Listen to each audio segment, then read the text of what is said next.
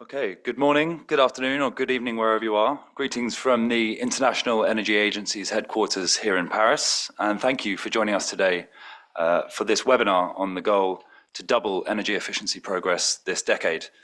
My name is Jack Miller. I'm an analyst here with the Office of Energy Efficiency and Inclusive Transitions at the IEA.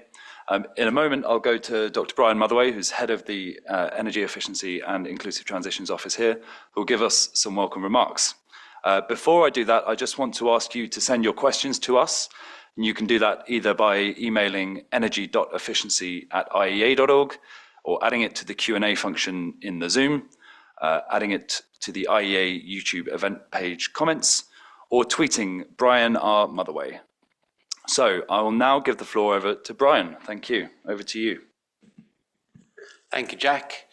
Well, let me add my greetings to everyone. It's a great pleasure to see you, so many of you, in fact, joining us today from a moderately sunny afternoon in Paris. We're delighted that you're here to join this discussion, which is very much a discussion about quite a historic moment. I think, COP, as we know, from an energy perspective, was quite a historic COP.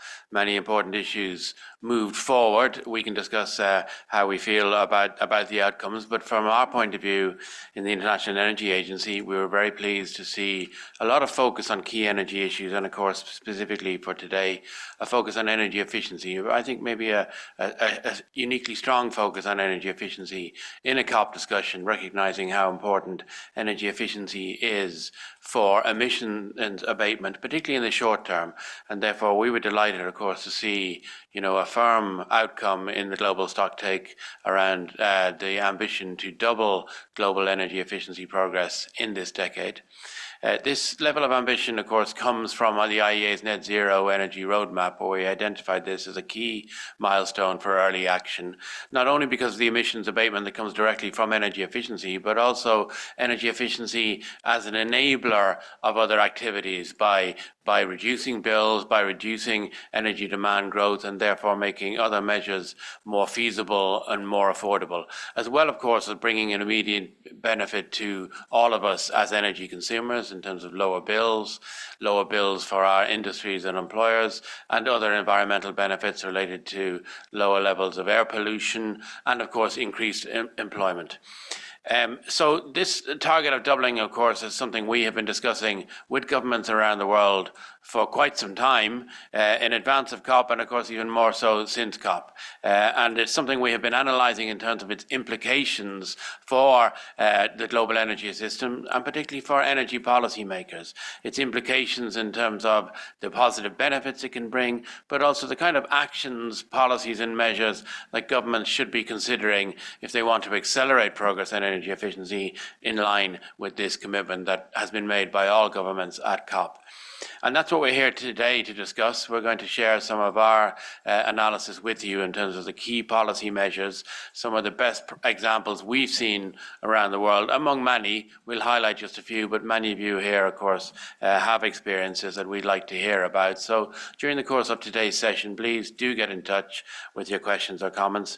But that doesn't just apply for today. The IEA is here to help all stakeholders and all governments around the world on many parts of the energy agenda, and particularly we're ready to work with you all on energy efficiency. It's a crucial moment for energy efficiency between now and the rest of the decade. We know the kind of policies that are required, we know the kind of technologies that will be essential, and now it's an action agenda. How can we work together to accelerate progress on energy efficiency? And that's what we're here today to discuss. So thanks again for joining us. We look forward to the discussion we're about to have. Thank you, Jack. Thank you very much, Brian, for those engaging remarks. So we'll begin our presentation. We'll begin our session now. I'm going to talk to you a little bit first, and then I'll hand over to some colleagues who are with us today. So I'm going to talk a little bit about the doubling goal itself, what it is, how it came to life, how it's measured, and why it's important. And then I'll highlight some of our recent analysis, which shows us how feasible it is. I'll then hand to my colleagues who will show you some examples of the steps that policymakers can take to actually achieve the goals. So, to start off then, to provide some background and some context for the goal over the past year, the IEA has been calling for a doubling target following our net zero emissions by 2050 analysis. Now, we've seen over the course of the past year in particular, major political appetite has been demonstrated, not least with the IEA's 8th annual global conference on energy efficiency, which was co-hosted by the government of France and took place in Versailles. And at that conference, we saw 46 governments endorse the Versailles Statement. That's our ministerial communique that called for stronger policy action towards the goal of doubling energy efficiency progress this decade. We also saw the doubling target endorsed in other major international fora, not least under Japan's presidency of the G7 last year, and under India's presidency of the G20 last year as well. So with all this laid the groundwork for a formal political agreement on the doubling goal at COP28 in the UAE at the end of last year. First, we saw at the beginning of the COP process the Global Pledge on Renewables and Energy Efficiency, which was pushed forward under the leadership of the European Commission, and it was signed by over 130 countries. Now that contains explicit text on the doubling goal. But then we also, at the end of the process, saw in the COP28 final text, text within that global stocktake, which called on parties to contribute to both the tripling renewable energy capacity global target, as well as the doubling target, so doubling the global average annual rate of energy efficiency improvements by 2030. So what does that mean? That means that every government that took part in the UNFCCC process, so nearly every government on the planet, has now endorsed the goal of doubling energy efficiency progress this decade. So that's a really strong achievement. And we'd like to talk a little bit about what that doubling goal is, how it's measured, and how to get there. So the doubling goal itself is measured using the metric of global primary energy intensity. Now that's the ratio of energy use to global GDP. The IEA tracks and measures changes in global energy intensity every year. Now, of course, we see that the general trend that energy intensity is going down, so that's an improvement as the global economy becomes more and more efficient. And we define improvement as the year-on-year percentage decrease in global energy intensity.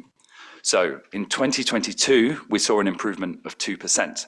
So for each unit of energy used in 2022, it produced 2% more GDP than it did the year previous to that.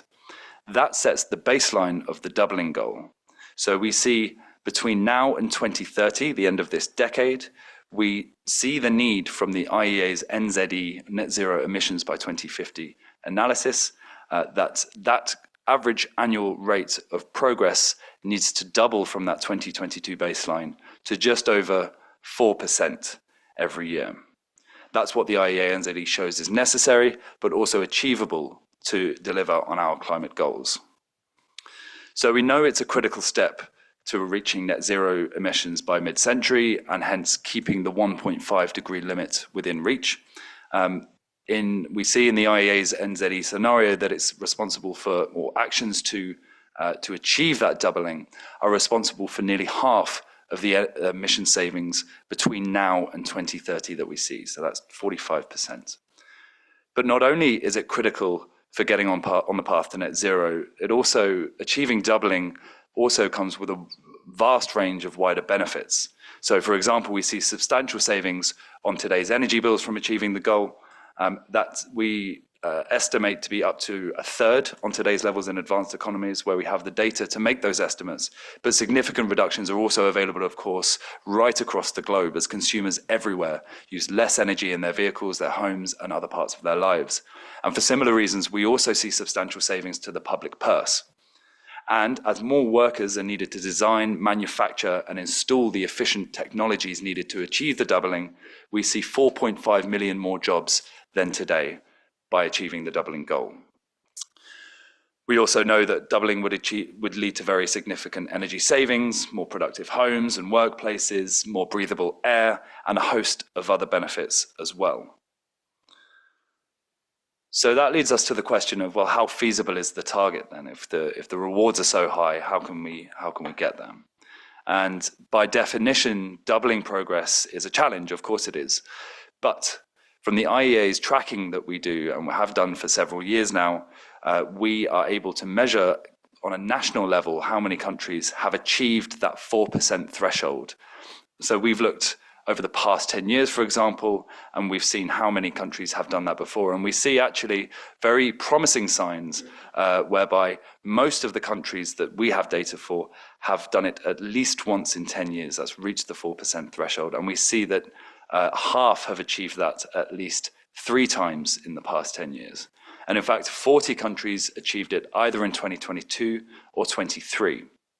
The challenge obviously now is for governments to achieve that consistently for the rest of this decade. Of course, the goal is a global one, and some countries are closer to that threshold than others.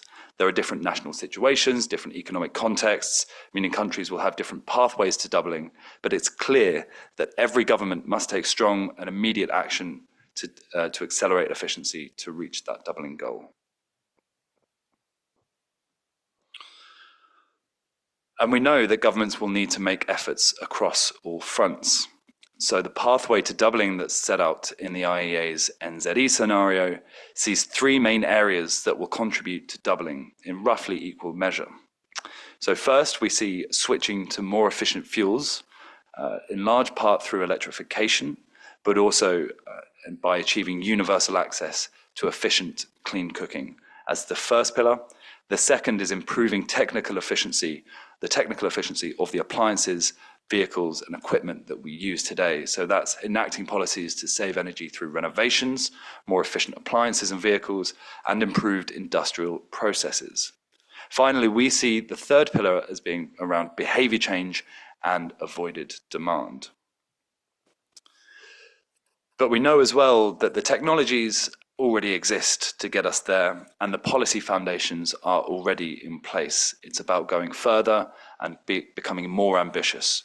In some domains, the policies are already within reach of net zero levels. So this figure takes a little bit of explaining, but essentially everything above that green line represents a technology or a policy that is compliant with the doubling goal by 2030. So we see from the green dots here that the best available technologies available on the marketplace today in these given sectors are all compliant with doubling. Now we just need the policies to push the average purchasing decision towards these more efficient technologies. And we see that in some sectors, the policy thresholds are already sufficient in some places. Now all we need to do is expand that coverage and expand the ambition. These demonstrate the regulatory underpinnings of the necessary policies, of course, and we know that we need complementary packages of policies. So that's information, regulation, and incentives. And my colleague Natalie will discuss these shortly, as well as other drivers such as increasing turnover, the turnover rate of old and inefficient equipment. So that's what the doubling target is, and that's some background to it. Now I'm pleased to hand over to my colleague Natalie Kauf, who will describe some of the steps that governments can take to get there. Thank you, Jack. So that was a great explanation, a bit of an overview of what we need to achieve globally and why. And so in this section of the presentation, we'd like to talk a little bit more about the how. There have been a few countries who have approached us recently, especially since these pledges have taken place, to say that they've committed to the doubling efficiency improvement targets and that they'd like to know how they can achieve this. And the IEA has done quite a bit of work with a number of countries looking at different policies and policy packages that they can put into place. So we'll look a little bit more in depth at these policy packages now. And here we have policy packages that are really a framework for energy efficiency policy, which can be used as part of the policymakers' toolkit. These were originally developed for Sonderberg in 2022 for the Global Energy Efficiency Conference. And since then, they have been updated for the 2023 Global Conference, which took place in Versailles, to have a more comprehensive toolkit that we could be using for policymakers. Next slide. Oh, sorry. So if we look at this, we have this toolkit that we've prepared. And here in this section, we'll discuss each of the separate sections of the toolkit. So in policy packages for energy efficiency, we have the three sections that Jack mentioned: regulation, information, and incentives. And it's important to note that a lot of the great progress that we've seen in some countries on their energy efficiency policy have mainly come when they've been tied together with a strategic framework that includes regulation, information, and incentives that are really designed as a package together and play off of each other. Here are regulations, and we will look at some examples after this. Here, regulations often provide that kind of push to remove the worst performing kind of technologies or practices from the market. And then we have information, which can be to policymakers, to consumers, or to producers within an economy, and incentives, which can be both financial and non-financial incentives, such as awards, which can be used as kind of a pull factor, bringing in the types of energy efficiency actions that we're eager to see. And then overall, when looking at this, we do have the cross-cutting issues, which we'll look at just afterwards, but including things like making sure that we see the distributional aspects and fairness aspects of these regulations, information, incentives, and seeing how they impact different populations and why. So here we'll start to look at each of the sectors in turn and some of the aspects of how policy packages have been developed in those. So buildings, for buildings, we have a number of regulations. Building energy codes tend to be a good and important place to start, and are in place in many countries across the world. There's also a number of countries that are updating their building energy codes and having those regular updates as well. We also have more forward-looking regulations, such as those to enable future flexibility. Here we see things like including options for enabling them to react to peak demand and to integrate with the grid. China's national building codes also include a mandatory requirement for installation of rooftop solar PV on all new buildings. And in Japan, they've introduced demand-responsive provisions, which include both incentives and penalties. On information, these kinds of smart technologies that we've looked at that could be regulated into the market could also be used to provide information, both to consumers as well as to policymakers and to the producers within that economy. There's been a large smart meter rollout, for example, in Southeast Asia, which could provide some of this data moving forward. Incentives. There's also a number of incentive programs that have been successful. Canada has had a successful Greener Homes Grant, which has been expanded in recent years, and has also shown the example of targeting incentive programs, for example, to low-income households to switch from oil to heat pumps. There's also award and recognition programs, such as labeling programs, which are also part of the information, such as Singapore's Green Mark certification standard. Here we'll look at a type of regulation within the building sector. So here we have some countries that have started looking at regulation for replacement of gas boilers with electric heat pumps, as well as regulations to remove other kind of gas equipment.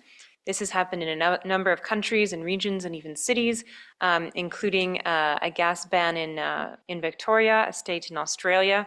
This has also happened in some regions within Canada and the US, including cities that have started to have more and more of these bans. This is not the only type of regulation, and again, this won't be necessarily the best fit for all countries, but we're going to look at a type of regulation, information, or incentive for each of these sectors, and really encouraging countries to develop a strong package and look at this as a kind of toolkit and best practices to learn from. Here in appliances, we also have minimum energy performance standards tend to be a very important part of the appliances energy efficiency policy package, and minimum energy performance standards are already available in over 100 countries around the world. What's important for these standards is that they're not only removing the worst performing technologies from the market, but they're also have regular updates to ensure that they're keeping up with technology progress and having increasing efficiency over time. We've also seen some cross-border alignment of minimum energy performance standards and labeling in regions such as the Economic Community of West African States, Australia, New Zealand, and the Southern African Development Community and the EU, and these have provided substantial benefits in ensuring that kind of alignment between different markets. These kinds of regulations can also be joined by information and incentives. For example, you can combine it with labeling. So labeling, we often have high energy performance specifications, something that has been a success in Thailand. And these look at labeling often voluntary schemes that label and provide a kind of benefit to producers who have really high performing technologies that they put out. And then we also have things like scrappage bonuses, which could be an incentive to remove the worst performing and old appliances that are underperforming from the market that have already been installed. An example of an incentive program that has been quite successful that the IEA has looked at and done some analysis on is an appliance replacement program in Mexico. This program, for example, had an incentive for consumers to replace refrigerators and air conditioners over 10 years old and provided financing for this. This kind of incentive program has had a number of benefits and was quite popular, and the government recovered its costs in around 4 years, while also providing demand savings, emission savings, and electricity savings to consumers. Looking at the industry sector, this is generally one of the hardest to abate sector for energy efficiency. And here, regulation, we also have minimum energy performance standards for equipment. In industry, one of the key examples of regulation is minimum energy performance standards for motors. That's a key tool. While most governments have only regulated for new motors, we've also seen in Pakistan, for example, has introduced minimum energy performance standards and labels for refurbished secondhand motors in 2021. So we see countries also starting to look at different types of the sector. They also have information, benchmarking, indicators, and detailed data can be important. And this can also be combined. Here we see the importance of the policy package approach, getting that information through regulation by having something like mandatory reporting and energy management systems. Mandatory reporting was also something that Indonesia and Chile have rolled out and will be required to report for a certain threshold of the industrial sector. You can combine this also with types of incentives, tax measures, but they can also be preferential policies and things like free or subsidized energy audits that are non-financial incentives as well. For an example from the industry sector, we have one policy package approach from India, which the IEA has also put forward and analyzed this as a best practice of really a type of scheme that involves all three parts of the policy package. And part of the success of this Perform, Achieve, Trade scheme in India has been the fact that it did include regulation, information, and incentives as part of a holistic package and has been improved over time and revised the scheme every couple of years. Within this scheme, each company has a target to meet over a 3-year period, and they can choose how to meet that target either through improving their own energy efficiency measures or purchasing energy saving certificates from those companies that have gone beyond their target. And we see here a little bit of some of the key savings that have happened. When we look at the vehicle energy efficiency policy package in the transport sector, regulation, information, and incentive can also be combined into a very effective policy package. For regulation, we see vehicle fuel economy standards being important. And we have New Zealand and Chile have recently updated their standards for vehicles, which is a promising sign. We also have information labeling for consumers, which can be provided to consumers at purchase and also placed in visible locations. Incentives, There are many well-known incentive schemes for EVs in some countries, which can be everything from grants or financing to purchase EVs, as well as things like free parking. And there have been recently expanded incentives for EVs in countries like Thailand and Malaysia, which have ambitious goals for electric vehicles as well. Looking at a type of regulation here as an example of a tool that could be used in the vehicles, we have the US passenger vehicle fuel economy standards. So the idea for this vehicle fuel economy standards is that they function to define annual corporate average standards or targets for fuel economy, usually in miles per gallon, and CO2 emissions in grams of CO2 per mile for passenger trucks and passenger cars and light trucks.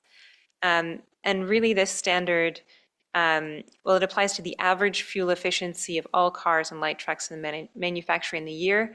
It allows the manufacturers to determine how they're going to meet those objectives. And within the US automotive sector, the fuel economy standards have also had a significant impact on the pace and direction of technology development. These have been in place since the 1970s, with increasing stringency over time, returning to an important factor in policymaking of including regular updates and increasing stringency.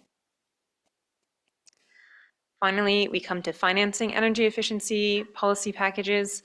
Here we look at regulation, information, incentive for developing really an energy services market or a market that will encourage investment in energy efficiency. This can help to consolidate smaller projects and overcome some of the barriers to investment in energy efficiency, reducing real and perceived risk, and also reducing capital requirements. ESCO, so energy services companies, can be a key resource in financing energy efficiency. And China, for example, has a very well-established ESCO market, and both Kenya and Senegal have embarked on setting up super ESCOs more recently. Saudi Arabia and three of the seven UAE Emirates also have operational super ESCOs. So promising to see this happening around the world, but also there's several countries that are looking at expanding on this type of tool. And really, when we look at overall the policy packages, what's important to think about is that all countries should be looking at what their policy package is, how they can combine regulation, information, incentives. It may look slightly different for each country, but the tools that we've looked at, and the IEA has a number of resources that we've developed on all of these different types of tools and types of policies that can be put in place, should be seen as a resource for policymakers. And we're also happy to discuss with policymakers individual practices as well as best practices that we've seen in order to really encourage the highest uptake and to help countries achieve that doubling goal.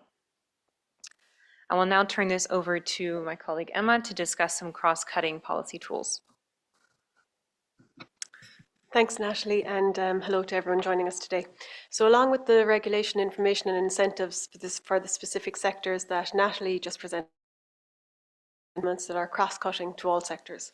These relate in general to the successful implementation of policy, so elements like ensuring resources are available for putting policies into action, elements to do with capacity building, monitoring and enforcement, and continual assessment of policies and programs.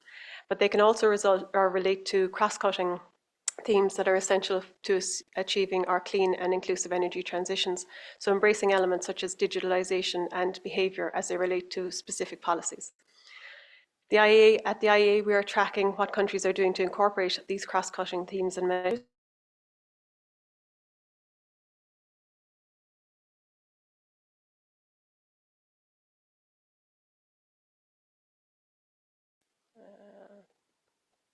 So why is digitalization, why is digitalization important?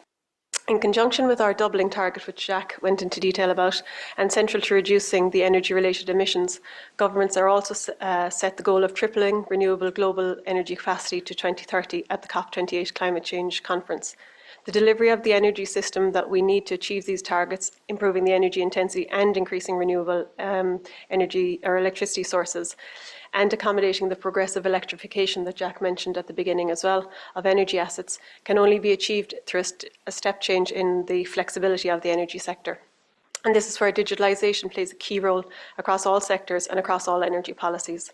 The modernisation of the energy systems to embrace digitalisation is essential in providing increased system flexibility and demand response measures that are required to deliver a secure, reliable and affordable energy future. And it really needs to be accelerated to achieve our targets, as 2030 is not that far away. In our work in the IEA, we found that across all sectors, the energy efficiency policies can also, when they are designed to do so, incorporate digitalisation levers, and these can deliver the flexibility, the asset visibility and the demand response that we require for clean energy transitions. And at the IEA, we have the resources to help and guide governments in this area through our 3DEN team. That 3DEN stands for Digital Demand-Driven Electricity Networks Initiatives, and it focuses specifically on this area. And we'd encourage you to contact us about that if you're interested. So a second cross-cutting theme that I'd like to highlight very quickly is the importance of behavioural insights in policy design, development and delivery across all sectors. There's increasingly more direct interaction between energy consumers and energy systems, and people can have multiple points of influence in an energy system. They can be the consumer, the purchaser, the manager, and the decision maker. They can be energy efficiency adopters and providers of grid services, such as the demand response that we were just talking about. With this as the backdrop, we can see how people relate to the energy system and the choices that they make as they interact with the energy system is playing an increasingly important role in the successful implementation of our energy efficiency policies across all sectors. And this is key to the doubling of energy efficiency progress and to our reaching our net zero goals. Behavioural insights that can put people at the centre of our energy system and energy efficiency policies that prioritise people and inclusivity can build the connections between the energy consumers and the energy system that serves them. And this is a vital element in achieving the quick action that we need and the inclusive energy transitions. This work is still emerging in some areas, but the IEA tracks progress through our work on behavioural change and our work on people-centred clean energy transitions. And we're starting to see some of the trends that are based on what governments are doing. One such trend is that governments are involving behavioural experts and behavioural insights in energy efficiency policy design and implementation phases. So a successful example of where a government did this, and they took behavioural insights into account at the design and delivery stage, is the Finnish energy saving campaign Down a Degree. This campaign, you can see the images here, was launched in 2022 and 2023 as a result of the increase in energy prices and targeted cultural norms for the Finnish people. So by encouraging households to save energy and improve energy efficiency, the government hoped to help citizens to reduce their future energy bills and reduce their energy consumption. And as of September 2023, when they carried out a survey, as much as 86% of citizens reported that they had taken the energy saving measures. This is just one example, and there are many more. And as I mentioned, the IEA has the resources to support you in this area. And I'd now like to hand back over to my colleague Jack to guide you through some of these. Thank you. Thank you very much, Emma. Thank you, colleagues. So we've seen plenty of examples now of the steps that governments can take to get them on the pathway to achieving the doubling goal. So what's next? What do governments need to do now?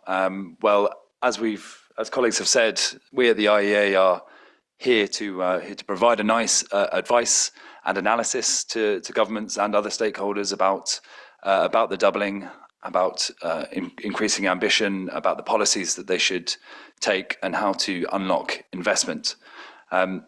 We think that the next global moment for governments to come together and discuss and help implement the doubling goal will be at the IEA's 9th Annual Global Conference on Energy Efficiency, which takes place this year in Nairobi, which is kindly co-hosted with the government of Kenya, and that will be in May 2024. We're also pleased to announce that on the 26th of April, the IEA will also host a global summit on people-centered clean energy transitions here in Paris. And that will be a high-level convening of governments, labour and other key stakeholders to discuss ideas and best practices for ensuring fair and inclusive clean energy transitions that maximise benefits for all. And that's conducted with the participation of the IEA's Clean Energy Labour Council. But of course, we have a wide range of analysis, research, advice that is already available to governments. And we would encourage and urge governments and anyone else who works in the energy efficiency landscape or is interested in it or wants to increase ambition to look at the IEA's website, where we have reports, publications. We've mentioned our energy efficiency market report. We also have a range of training and capacity building courses available online, that's shown here. And all of this together will help us with our continued work on doubling, both tracking progress as well as advising governments, connecting policymakers. And we would urge you to reach out to us with any questions that you may have, or to share any experiences that you have in terms of enacting policy, best practices, etc. So that brings us to the end of our session today. A big thank you to our speakers. We have just over 20 minutes now for some Q&A. So I'm just going to briefly introduce a few more colleagues who will take part in the Q&A session with us as well. But in the meantime, I would very much recommend that you send your questions to either energy.efficiency@iea.org. You can tweet at Brian R. Motherway. You can add comments to the IEA YouTube channel event page, or you can add your questions, for those of you joining us on Zoom, on the Zoom Q&A function. So we will start answering some of your questions now, and I've got a question that's coming on the Zoom Q&A. And this is a question, I think, for Brian. Brian, have we already seen some countries giving hints about how they plan to include both the doubling goal and the tripling renewable energy goal in their forthcoming NDCs or other important documents? Thank you, Jack. And thanks for that interesting question. So first of all, I would say we have certainly seen countries responding to the COP commitment, and several governments just in the last few days have been contacting us saying, we have these new commitments, we're taking them seriously, and we want to work with you about the kind of actions we can take. So we see a seriousness of a response that I think illustrates the importance of these COP targets in themselves. When it comes to the NDCs, this question is very timely, of course, because we will see a major revision of NDCs in 2024, including a reflection on the nature and purpose and role of NDCs. Because I think it's probably fair to say that for many countries, there was a certain disconnect in the last period between NDCs as statements of intent in the climate negotiation facing way versus what was being implemented domestically on the ground. And I think this, with targets like doubling efficiency, tripling renewables and other energy related targets, it's a key moment out of necessity and also opportunity to create stronger links between NDCs and the implementation agenda on the ground. So it's a little early to tell whether that's going to happen or not, but it's something that I think we would like to work with governments on, and we've been discussing this with governments. And watch this space from our point of view. We will be producing some guidance and supports and some events this year in terms of making the connections between these new targets and NDCs. Equally, we'd love to hear from governments about how they're thinking about this in this crucial year for both the doubling target and for the NDC process itself. Thank you. Things very much, Brian. We've got a couple of questions that have come in that I'm going to group together essentially, and they're on the topic of the use of energy intensity as a metric for the doubling goal. So we've got questions around when countries deindustrialize, for example, we see intensity going down. We see effects from when there are significant GDP changes. So a question around why use the energy intensity metric. Of course, we know that there are a range of different metrics that we can use. It's not the only one in town. We could look at metrics that cover individual sectors and subsectors, for example. There's many that are also at the consumer level, and the IEA does track and use these and many others as well. And we know that none of them are perfect. But I think intensity is a clear metric that many governments use, including China, and that's the world's largest energy consumer.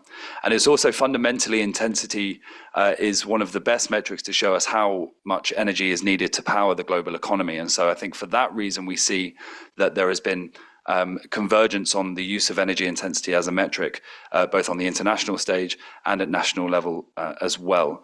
It is also, of course, the metric that every government has signed up to at COP28. We have good data tracking it, and that's why the IEA is tracking it going forward as well. So thank you very much for that question.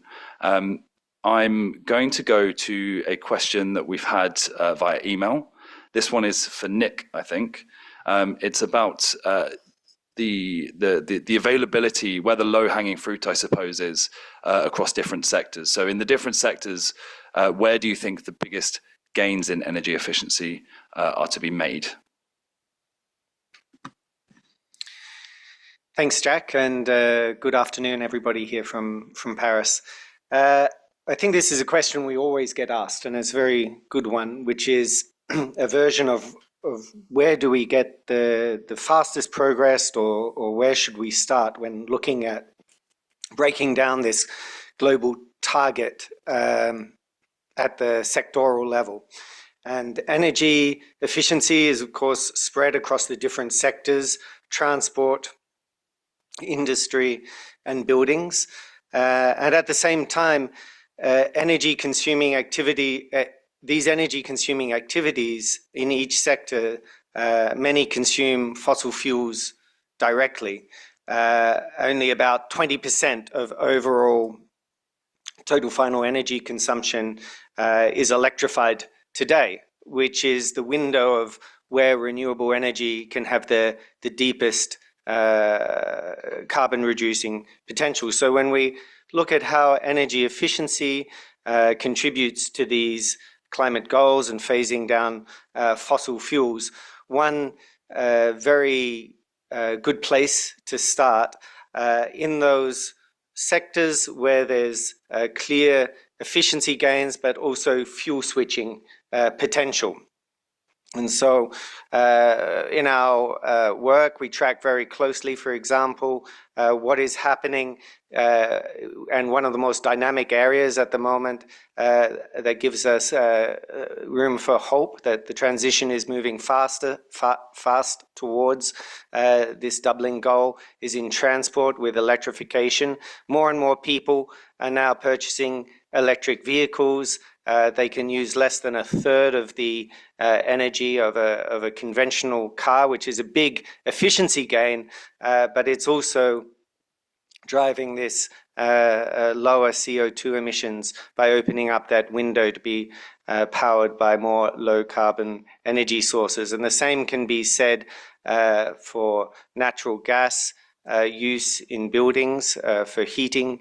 Water or space heating in particular is another very good area. But we shouldn't just park the sectors where it's perhaps easiest to move, because industry, where we have some of the longest lived infrastructure in terms of turnover to drive efficiency, is also the biggest energy consuming sector. And so there are many of the biggest gains to be made that really make a difference is in retrofitting these older industrial units, steel plants, cement manufacturing, and so forth, that make up the bulk of those big energy consuming activities. So a combination of I think policies are needed to address perhaps the quick wins, as well as some of the more strategic big where you can get the big gains. Perhaps Natalie might have a view based on the policy packages approach that was outlined in each sector of where some of these good examples might sit. Thanks, Nick. I think those are some good points. And what we've also been discussing is the importance of having kind of a full package, making sure that you have all three of these sectors, but also having the correct kind of framework in place. So data, for example, is really important.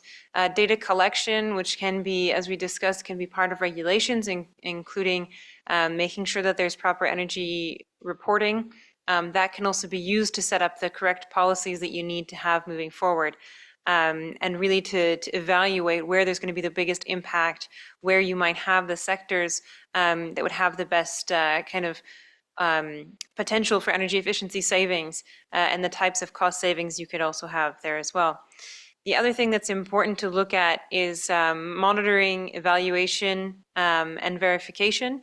A lot of countries find that these are complicated processes to set up, and making sure that you do have the administrative framework in place to be able to properly manage these policies, make sure that you'll get the most benefit out of them. So monitoring and verification, making sure, for example, if you have minimum energy performance standards, that you have a system in place that allows you to be able to look at how whether the appliances are actually meeting the thresholds that they're supposed to be meeting, that you have testing, that you have the facilities in place. Vehicle fuel economy standards, for example, it can be quite complicated to set up the type of testing that you need. Some countries have overcome this by having shared policies. Also making sure that you have good evaluation in place, evaluating your policies, having timelines on them. For example, that every few years it will be an evaluation process and resetting the levels and thresholds for your different policies, making sure that they're continuously being updated to become more stringent to adapt to new technologies. Thank you. Thank you, Nick. Thank you, Natalie. We've got another question that's come in via email, and I think this is about how the energy crisis that we've seen over the past 18 months has affected our progress towards doubling. And I think I'll give this one to Lucas. Thank you very much, Jack, and good afternoon, everybody. I think in general, our analysis shows that energy demand has decreased significantly during the energy crisis, particularly in regions that were hit hardest by rising prices, such as the European Union, where in our latest market report, we see improvements of almost 14% in some countries. This reduction in energy demand was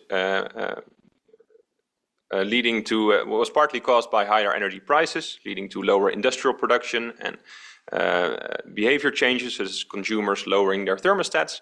But there was also significant investment in energy efficiency measures, such as insulation and heat pumps.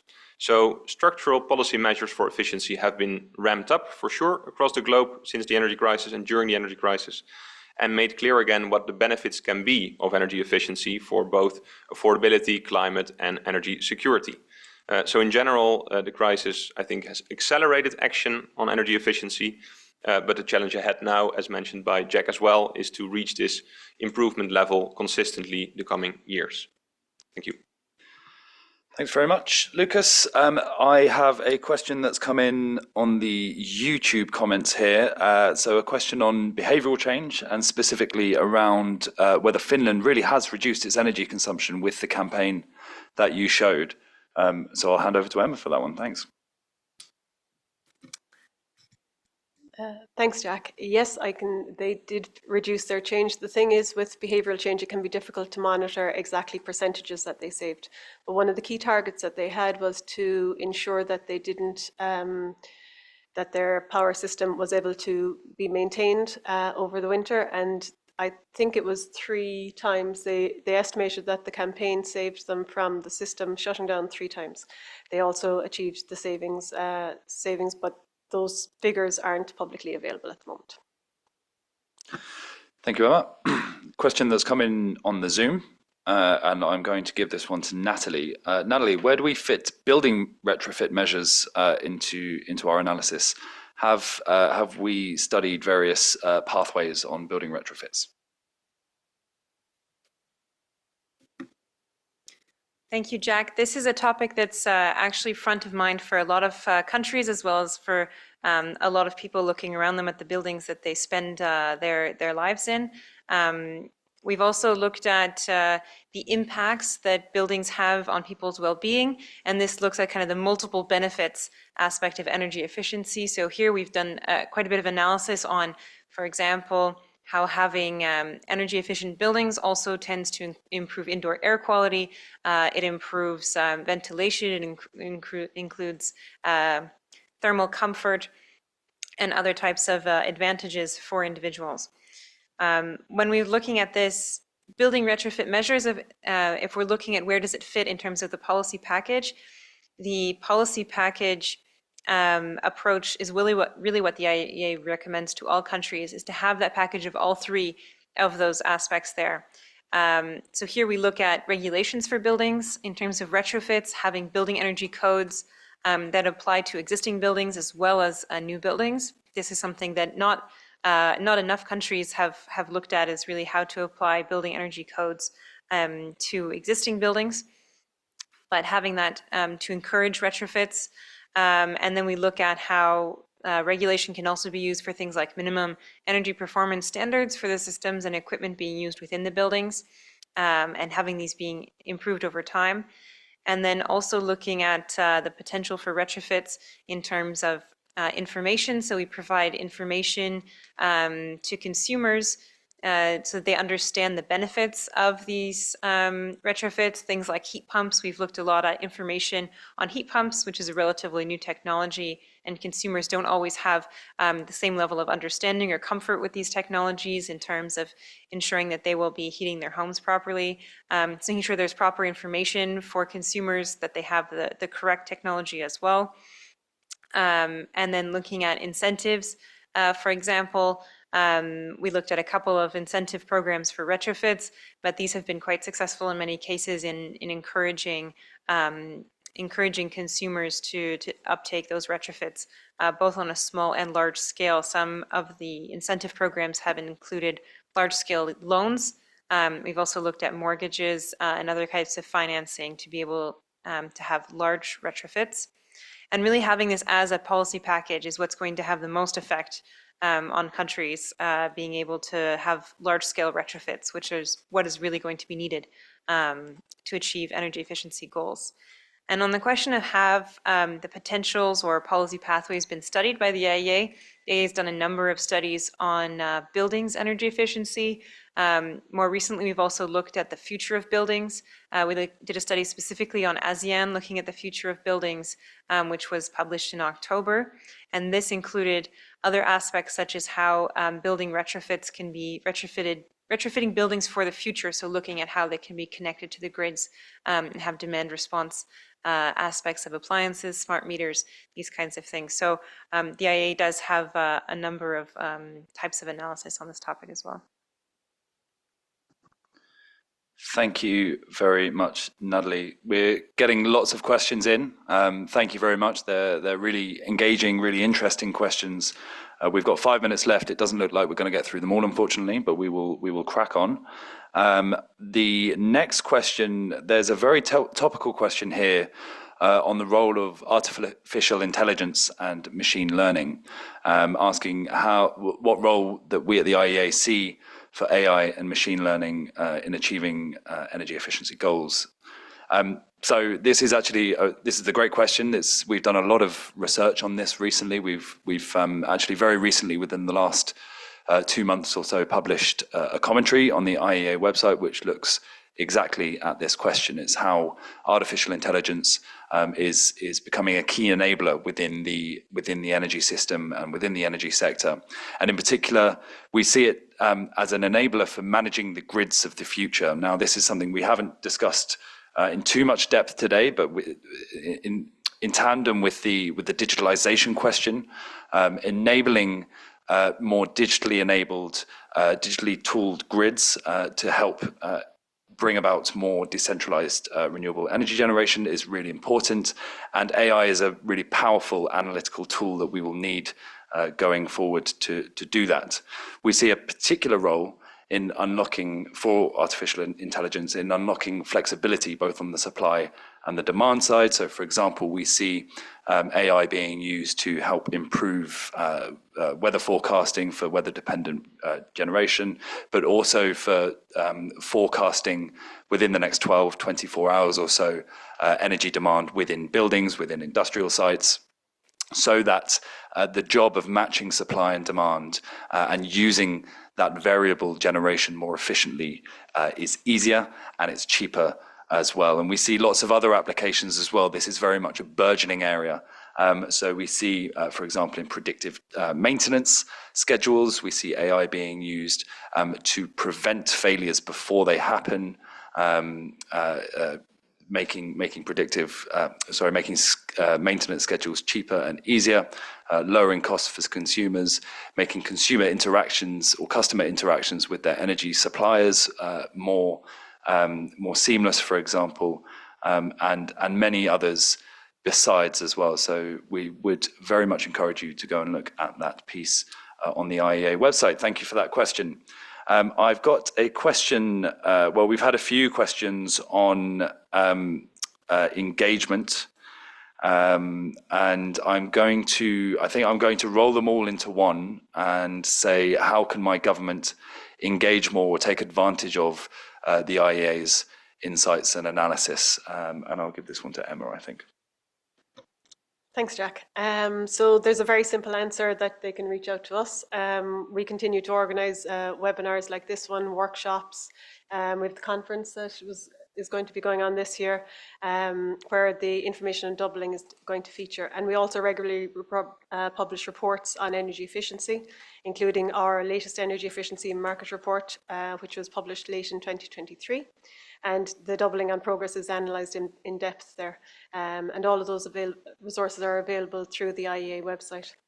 Additionally, we hold training weeks as well as the E4 programme that can help your governments. And I would say as well, just on the engagement, it's important for governments to engage with their own stakeholders as well, and to ensure that they both engage with their own stakeholders and facilitate stakeholder engagement, as it is part of including people and consumers in the clean energy transitions. Thanks, Jack. Thank you very much, Emma. Thank you to the rest of our speakers. Thank you to Brian, to Nick, to Natalie, to Emma, and to Lucas. I think we're going to draw it to a close there. We're at the top of the hour. Thank you all indeed very much for coming. We're very pleased with how many people we're seeing online today. The recording of this webinar will be put up on the IEA's YouTube channel, where you'll be able to view it for the rest of time. And of course, as I've mentioned previously, we have a host of analysis, advice, research, publications available, training as well on the IEA website. And do keep an eye out for those high-level events that we've mentioned in the coming months, particularly the 9th Annual Global Conference on Energy Efficiency from the 21st to the 23rd of May in Nairobi. And I think I will close